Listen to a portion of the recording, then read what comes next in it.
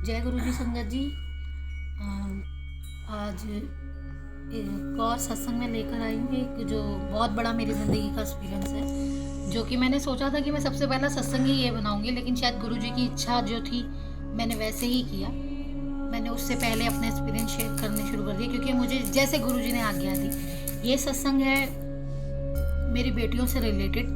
उनके एग्ज़ाम का रिजल्ट आना था 12th का, और ये मैसेज मुझे बहुत दिनों पहले मिल गया था, जब अभी मेरी बेटी का अकाउंट्स का पेपर था। तो उसी दिन मैं जैसे मोबाइल चलाती रहती हूँ, तो उस पर मुझे इंस्टाग्राम पर ही विराट कोहली का रिजल्ट पड़ा हुआ था। मुझे नहीं पता वो सच था या झूठा था या कैसा भी था। तो उसके नीचे मतलब एक लाइन लिखी हुई थी कि किसी के मार्क्स से किसी के टैलेंट को नहीं पहचाना नहीं जा सकता। तो मैं वैसे ही उसे देख रही थी। मुझे नहीं पता गुरुजी मुझे मैसेज दे रहे हैं या ऐसा कुछ मेरे साथ होने वाला है या इससे रिलेटेड कोई बात मेरे से होने वाली है। मैंने उसको देखा और ख़त्म कर दी बात। थोड़ी देर बाद ही मेरी बेटी अकाउंट्स का पेपर जब देकर आई, तो उसने मतलब पहले ही मैंने जब कॉल करके पूछा तो उसके साउंड से मुझे एहसास तो हो रहा था कि पेपर ठीक नहीं गया, लेकिन इतना ख़राब गया होगा ये नहीं सोचा था। जब वो घर आई तो उसने बताया कि माँ, पेपर मेरे से बहुत ज़्यादा ख़राब गया है। मतलब जो उसे बहुत अच्छे से आता था, जो पोर्शन उसे बहुत अच्छे से आता था करने का, उसने वो करने के बजाय वो पोर्शन किया जिस पे वो श्योर भी नहीं थी। यानी कि 40 नंबर का पेपर वो कर पाई थी, सिर्फ 40 नंबर का, और उसमें भी वो श्योर नहीं थी कि कितना ठीक है और कितना नहीं। मतलब उसे पक्का नहीं था कि क्या होगा उसका। जबकि ऐसा नहीं है कि वो पढ़ाई में कहीं से कम है या वो मतलब जो हम कह सकते हैं कि हाँ बच्चा पढ़ने में कम है, तो यार अगर जो होगा देखा जाएगा। क्योंकि जो बच्चा पढ़ने में ठीक हो और वो ऐसी उसके साथ ऐसा हरकत हो जाए तो हैरानी की बात होती है। लेकिन शायद गुरुजी कुछ जानते थे तभी वो मुझे मैसेज दे रहे थे।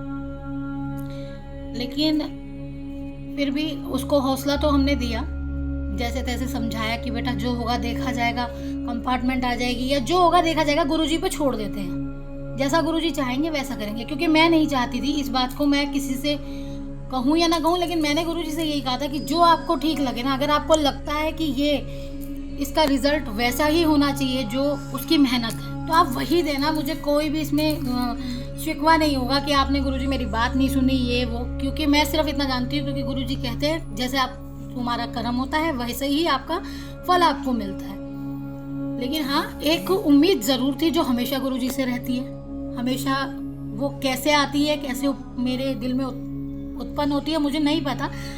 तो CBSE की तरफ से हम देख ही रहे थे, रोज इंस्टा पर या यूट्यूब पे नकली मतलब डेट डाल रहे थे लोग, जैसे कि डालते हैं कि आज रिजल्ट आ जाएगा CBSE का, आज रिजल्ट आ जाएगा CBSE का। तो वो नेचुरल है, वो डेट खैर होती तो थी नहीं।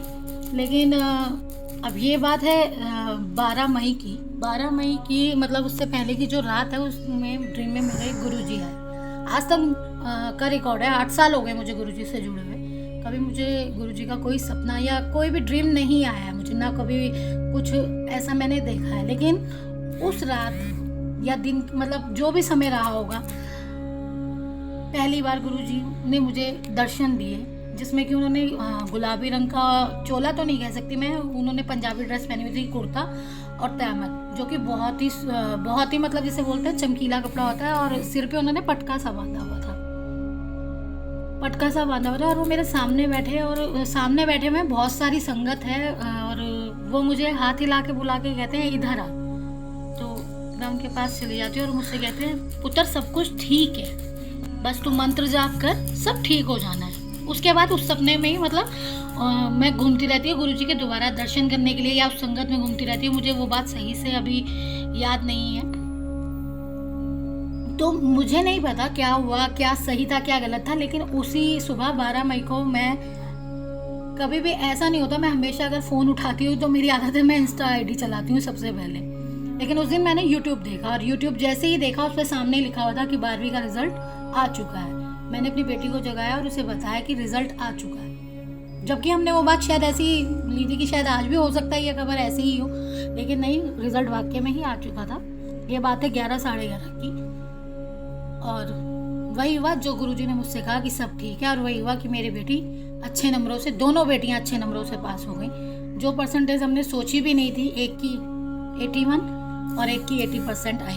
मतलब मैं नहीं कहती कि जैसे कि हम सुनते रहते हैं कि हमें मांगना नहीं है, हमें गुरुजी से कभी कुछ मांगना नहीं चाहिए, सिर्फ मानना चाहिए। मैं नहीं जानती ये बातें, जो भी कहते हैं उनकी अपनी एक जर्नी है। मेरे कहने का मतलब ये है कि जो हम सोचते भी नहीं है वो गुरुजी करते हैं, लेकिन सबकी अपनी एक यात्रा है। गुरुजी किसको कैसे जोड़ते हैं, किसको क्या एक्सपीरियंस देते हैं, ये सिर्फ गुरुजी जानते हैं। हम कोई नहीं होते इस चीज़ का फैसला करने वाले का कि सामने वाले की जर्नी कैसी है, उसने कैसे एक्सपीरियंस लिया है, क्या उसका एक्सपीरियंस गुरुजी के साथ रहा है। तो मैं सिर्फ इतना ही कहना चाहूँगी कि जैसा कि मैंने हमेशा कहा है, गुरुजी अंग संग रहते हैं और ये सत्य है, वो सदाशिव हैं।